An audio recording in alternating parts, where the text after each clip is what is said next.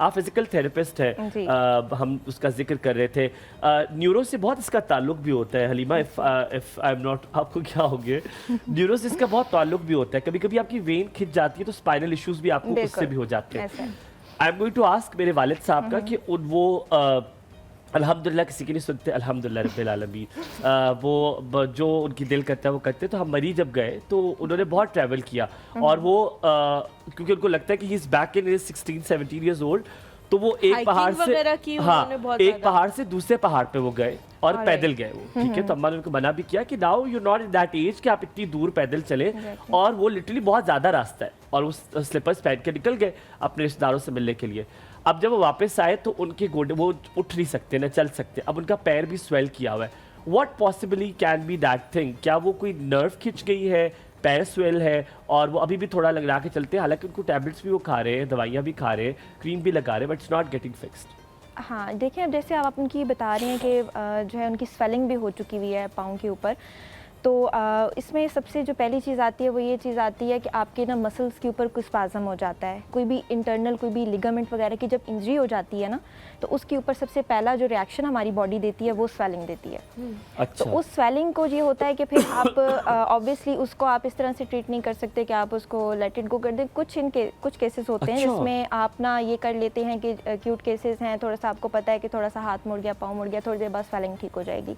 लेकिन हमारा ये होता है कि 24 to 48 आवर्स तक हम उसको, ये होता है कि थोड़ा सा ना हमारा ये राइस प्रोटोकॉल बोलते हैं इसको, जिसमें आप उसमें रेस्ट में भी उस पार्ट को लेके जाना है आपने।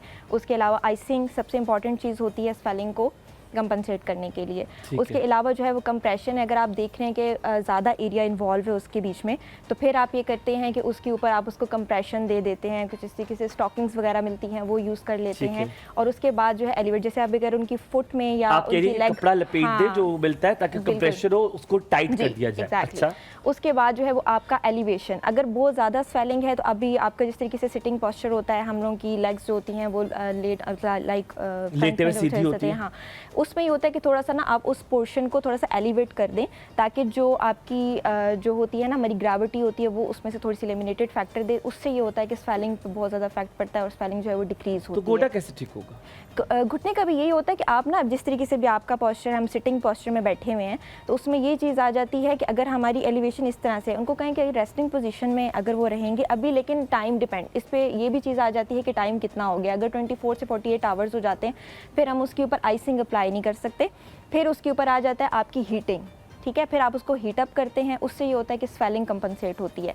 अब ये देखना पड़ता है कि इंटरनल इंजरी कितनी हुई है। सम टाइम इसमें ये होता है कि आपको लैब्स करवानी पड़ती हैं, अपनी एक्सरेज वगैरह भी करवाने पड़ते हैं कि ज़्यादा रप्चर वगैरह तो आपका इंटरनल नहीं हो गया। अगर बहुत ज़्यादा रप्चर हो गया तो ऑब्वियसली आपको फिर जो है वो एंटीबायोटिक्स लेनी पड़ती हैं, क्योंकि फ़ौरन से इन्फ्लेमेटरी रिएक्शन हमारी बॉडी का स्टार्ट हो जाता है।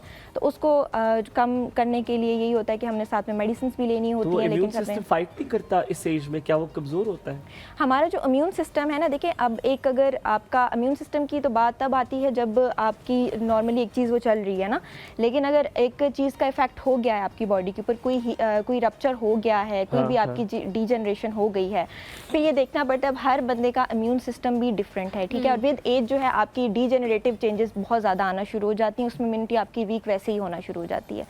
तो उसमें फिर ये चीज़ें जो फैक्टर्स होते हैं ना, ये बहुत ज़्यादा आप पे इफेक्ट कर रहे होते हैं। आपकी बोन्स भी वीक हो रही होती हैं, तो उसमें नॉर्मली आपका जो है अगर एक दिन लग रहा होता है तो इस एज में जाके आपको वो 3 to 4-5 डेज़ का जो है वो गैप उसमें आ जाता है आपकी हीलिंग डॉक्टर प्रोसेस सही, में। बहुत सारे लोग जो हैं जब इस तरह की, जिस तरह हुमायूं ने बड़ा एक अच्छा इंसिडेंट बताया और वर्ड टू वर्ड हमें एक्सप्लेन किया कि इस तरह से उनको ये मसला हो गया, हम लोग घर में वो सारे हर्बे पहले इस्तेमाल कर लेते हैं और उसके बाद जब बात हाथ से निकल जाती है तो फिर हमें होता है कि अच्छा चलें डॉक्टर के चले जाए।